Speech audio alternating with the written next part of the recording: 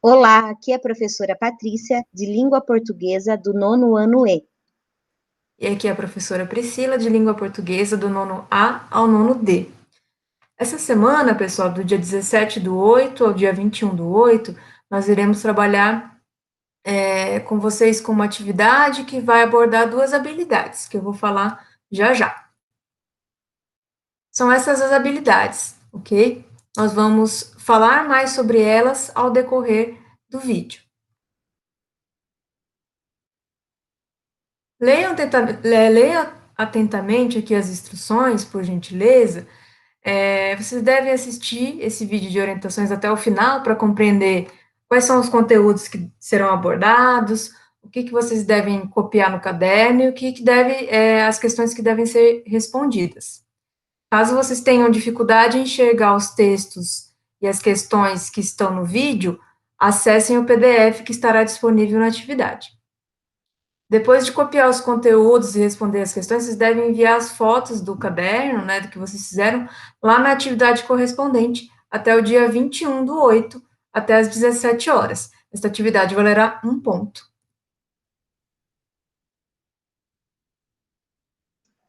A primeira habilidade aqui abordada é analisar os efeitos de sentido que fortalecem a persuasão nos textos publicitários, considerando práticas de consumo consciente. Visto que o caráter persuasivo, tanto da propaganda quanto da publicidade, ambos os gêneros costumam apresentar textos cuja mensagem pretende sensibilizar, atrair o interlocutor. Para tanto, faz uso de imagens, de música, recursos audiovisuais e efeitos sonoros e luminosos. Sua veiculação, em ambos os casos, pode se dar por meio impresso, pelo rádio, pela TV ou pela internet. O que é persuasão? A persuasão vem do verbo persuadir, levar a crer, acreditar, ou seja, é um ato de tentar convencer o outro a acreditar em você. A propaganda tem por objetivo tentar convencer o público de alguma coisa. Essa atividade aqui, ó, essa parte, vocês vão copiar essa explicação no caderno, ok? E aqui também, vocês vão copiar essa parte aqui no caderno.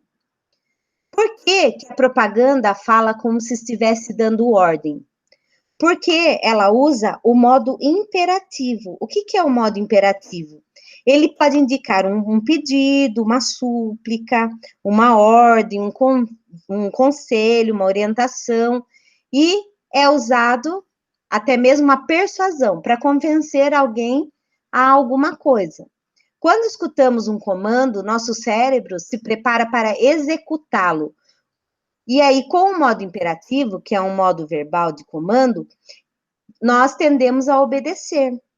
E é isso que a propaganda faz. Ela faz com que a gente faça aquilo o que ela está sugerindo, tá?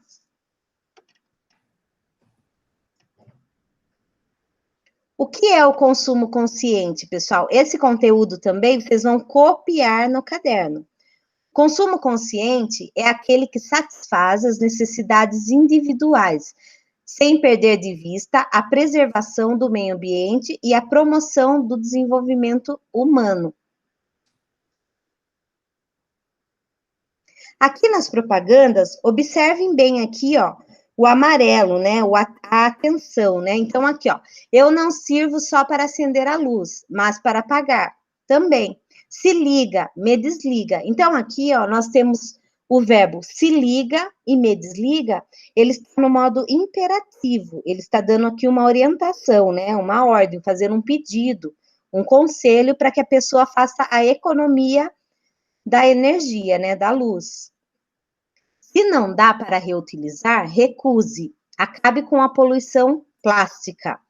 Então, aqui, ó, recuse. Recuse também está no modo imperativo. Acabe com a poluição plástica. Tá? Então, aqui são duas propagandas que estão dando orientação, que estão usando o modo imperativo. Dicas de consumo. Observem aqui, ó, cor da propaganda, né? A linguagem tanto verbal como a linguagem não verbal. Aqui está sendo usado o verde indica o meio ambiente, né? Então, aqui, ó, dicas de consumo, evite mercadorias com muitas embalagens, evite, né? Então, aqui é um modo imperativo. Leve sua própria sacola ao fazer compras, leve.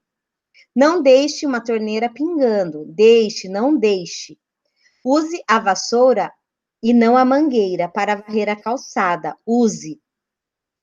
Use os dois lados de uma folha de papel. Então, aqui, ó, use. Escove os dentes com a torneira fechada. Então, aqui o escove. Lembrando que o modo imperativo, ele pode ser tanto no modo afirmativo, como no modo negativo, tá? Aqui, ó, campanha consumo consciente, uso de sacolas retornáveis. Faça sua parte. Então, aqui eles estão dando uma orientação, né? Um conselho para que se preserve o meio ambiente.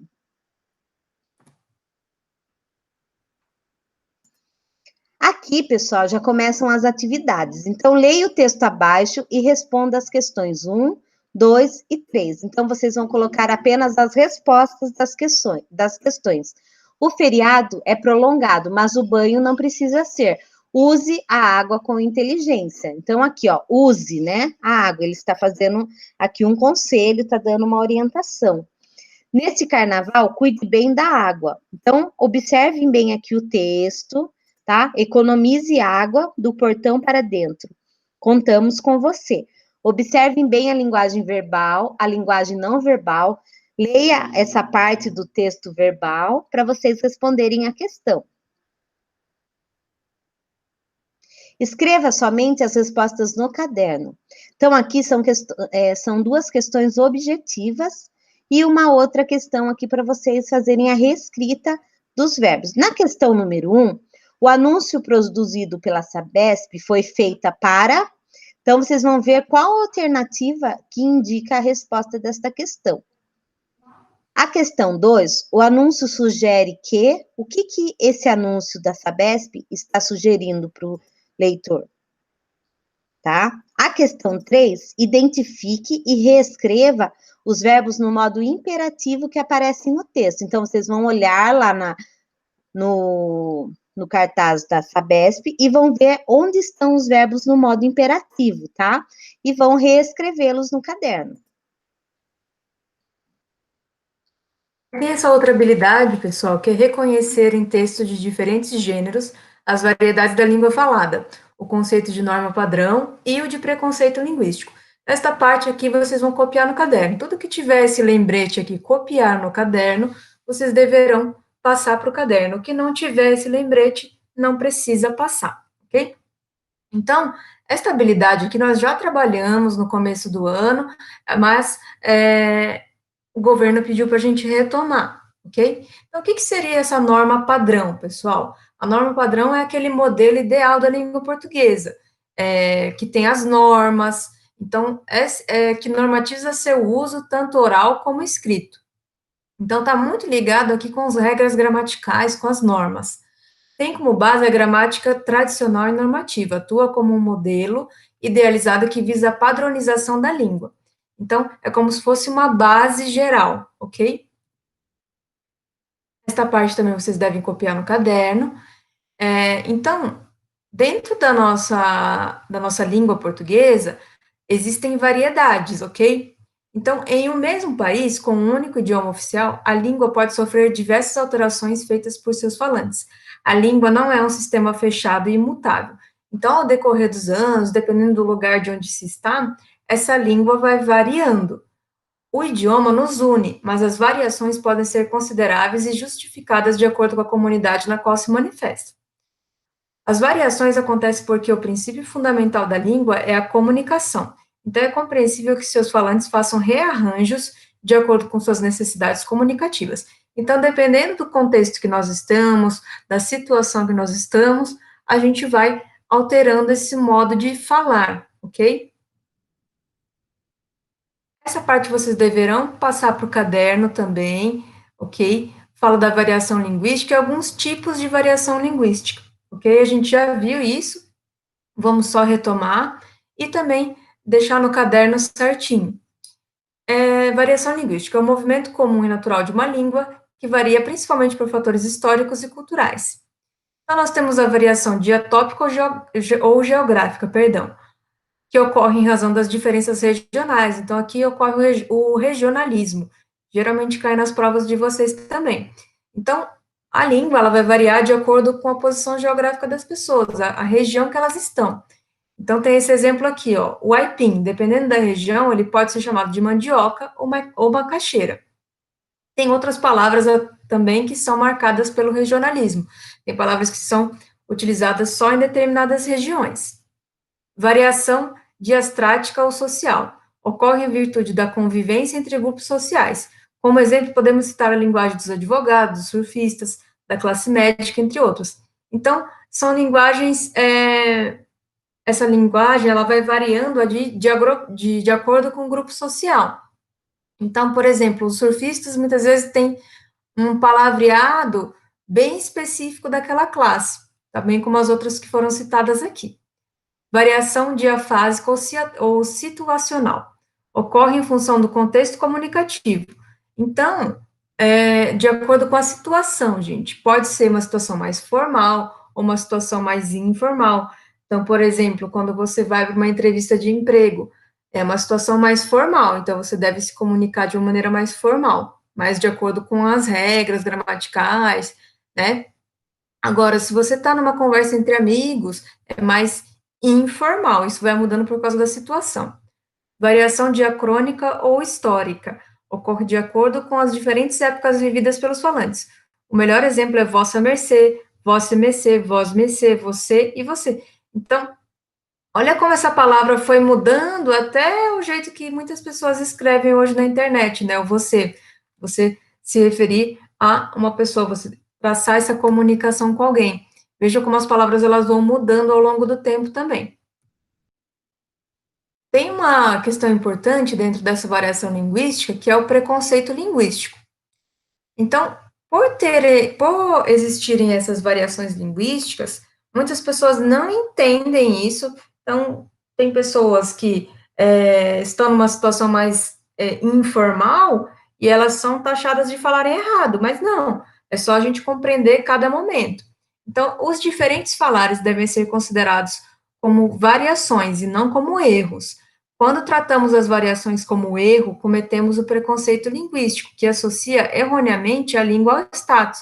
O que significa isso aqui?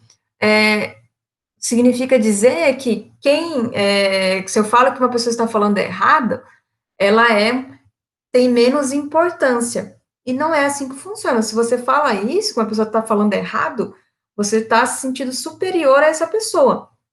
E isso não existe, tá, pessoal? Isso é errado. Isso é um preconceito linguístico. Dizer que alguém fala errado desconsidera diversos fatores, como as variações existentes em cada comunidade, cada região e cada contexto cultural. Nada de ficar apontando os erros dos outros falantes. Lembre-se de que existem outros contextos culturais diferentes do seu. O uso é o que torna a língua viva. Então, aqui é você saber se adequar em cada contexto e verificar em cada contexto, em qual contexto está se falando. Aqui tem alguns exemplos de variações linguísticas. Então, tem uma tirinha aqui do Chico Bento, né? Meu sonho é entrar na igreja toda de branco com um buquê de flor de laranjeira. E sabe o que você vai dizer quando me vê? Sei. Tá vendo aquela menina ali? Já foi minha namorada. Então, tem um jeito de falar aqui bem regional, tá, pessoal? Sabe o que nossa banda precisa, man? De um visual muito louco, maluco, tá ligado? Saquei a parada, me espera que eu já volto. Mó doideira, onde você conseguiu essas roupas? No guarda-roupa da avó. Então, nessa outra tirinha, tem essa linguagem mais informal, que é aquela linguagem que tem as gírias, tá? Então, essa linguagem mais informal. O que a gente pode trazer como informal? Saquei, mó doideira, man, visual muito louco, maluco, tá ligado? São expressões aí que elas são mais informais. Então, vocês vão responder agora, pessoal, a questão 4, que é com relação a essa letra de música, tá? É uma música que ela é cantada pela Marisa Monte e quem fez a composição foi o Carlinhos Brown. E a música se chama Segue o Seco. Então, vocês vão ler essa canção aqui, essa letra de música, vão ficar bem atentos aí ao jeito que ela foi escrita, qual é a linguagem que está sendo utilizada, ok? E aí vocês vão escrever somente a resposta, somente a alternativa que vocês acham correta no caderno, não precisa copiar a questão. Questão 4. As escolhas linguísticas feitas pelo autor conferem ao texto um caráter. Então, o jeito que ele escreveu, o jeito que o Carlinhos Brown escreveu, que jeito que é esse? Vocês vão verificar as alternativas aqui e ver qual é a mais correta. Então, pessoal, a gente encerra por aqui, tá? Quem estiver com dúvidas ou precisar esclarecer alguma coisa do nono A ao nono D, pode me procurar a professora Priscila. Bons estudos. E o nono E pode me procurar a professora Patrícia.